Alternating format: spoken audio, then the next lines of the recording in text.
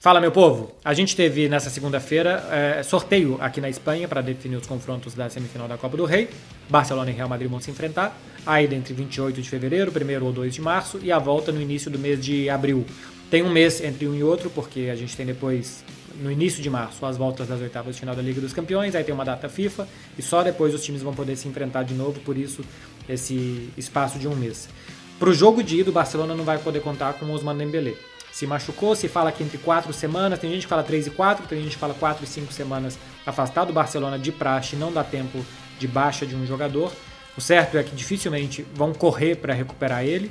Se machucou no dia 28 de janeiro, dificilmente no dia 28 de fevereiro, logo um mês depois, o Dembélé vai jogar pelo histórico. Mas é importante aqui a gente desfazer alguns lugares comuns, tanto do Dembélé como do Rafinha, que eu vou falar mais à frente. Muita gente fala, porque o Dembélé é de vidro, porque o Dembélé só se machuca.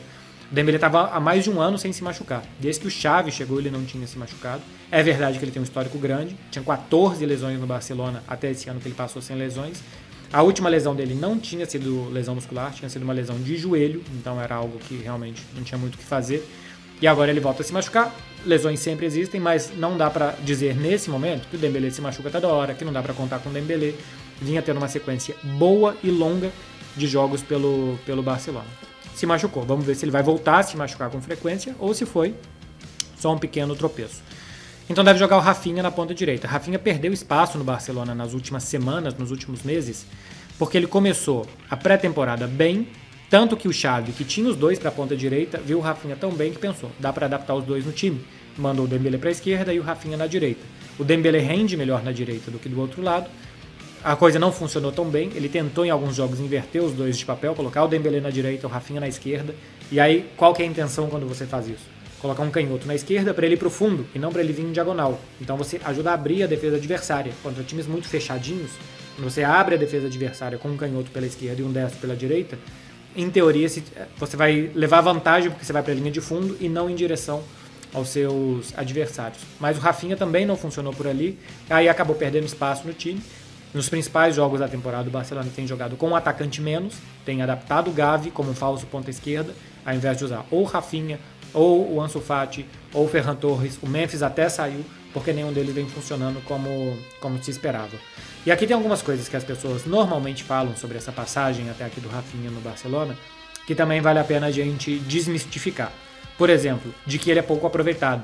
O Rafinha é o 9º jogador com mais minutos da temporada no Barcelona. Entre os atacantes, só o Lewandowski e o Dembélé jogaram mais minutos do que ele. Ah, mas o Rafinha joga fora de posição. Não joga fora de posição. Dos 26 jogos que ele foi aproveitado, 21 ele fez pela direita e 5 pela esquerda. Ele jogou 4 vezes mais, ou 5 vezes mais quase, pelo lado direito, pela posição natural dele, do que pelo outro lado. Tem 4 gols e 8 assistências, não marcou tanto, tem um bom número de assistências, isso sim é verdade, e ainda não fez um gol no Camp Nou. Eu tenho a sensação de que ele está jogando menos do que se esperava, menos do que todo mundo esperava. Nas entrevistas, o Xavi sempre defende o jogador. Diz que ele está jogando bem, diz que ele está ajudando o time, que ele dá muita energia para o time no ataque, que ajuda muito na defesa também. Eu ainda não vi nenhuma entrevista crítica do Xavi em relação ao brasileiro. Mas a sensação que eu tenho é que até o Rafinha está um pouco frustrado. Pelas feições dele, pela fisionomia dele durante os jogos, pela reação que ele demonstra quando é substituído, dá pra ver que o jogador não parece tão feliz e com a mesma cara de quando ele chegou no Barcelona, que é o clube da vida dele, que ele sempre sonhou em jogar aqui, porque é fã do Ronaldinho Gaúcho e do Neymar, dois caras que brilharam no Barcelona. E por que isso está acontecendo? Acho que pode ser um problema que começou com ele não render tão bem, no momento que o time patinou também, entre os meses de setembro e outubro, foi para a Copa do Mundo e voltou sem achar tanto espaço no time. Eu tomo como comparação o Rashford, que vinha jogando muito mal mais de uma temporada no Manchester United, e parece que por um toque de mágica, por fazer isso, o Rashford começou a jogar muito bem no Manchester United. Não foi um toque de mágica. A bola começa a entrar, as jogadas começam a sair, você vai ganhando confiança, e aí você volta a mostrar todo o seu futebol. Vários técnicos já falaram, o Cruyff tem uma frase que é: futebol, você joga com a cabeça e você usa os pés, então é um jogo mental. O Jorge Valdano também, foi atacante da seleção da Argentina, hoje é um comentarista muito respeitado aqui na Espanha, ele fala: futebol é um estado de espírito, a confiança manda demais no futebol. E me parece que o Rafinha não é o jogador que erra tanto como ele vem errando, ele não tem esse nível, ele tem um nível maior.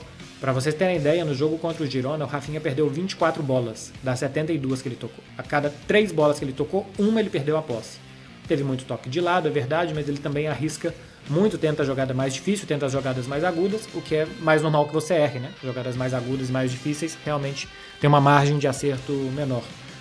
Mas é um jogador, foi o recorde de bolas perdidas por um jogador nessa temporada do Campeonato Espanhol. Para mim, claramente é um problema de confiança. Para mim, claramente, ele joga melhor do que ele está fazendo. Ele já jogou no Barcelona, no início aqui, melhor do que ele está fazendo. E agora, com a lesão do Dembélé, é a hora dele. O Rafinha vai ter sequência, vai ganhar importância no time, porque o jogo, quando normalmente se concentra no Dembélé, deve se concentrar nele.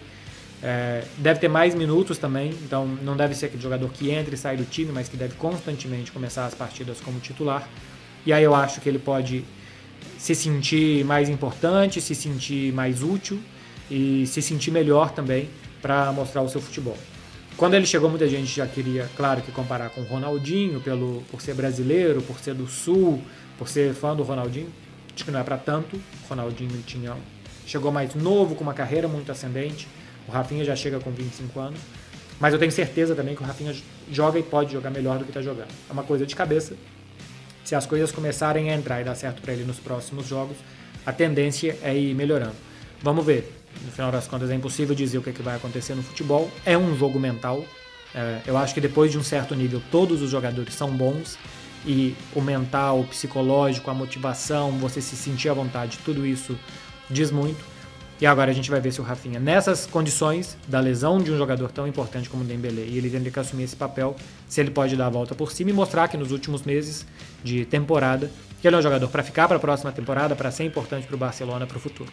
Vamos ver se o Rafinha vai conseguir dar essa resposta positiva, como por aqui esperam e eu espero que ele possa dar.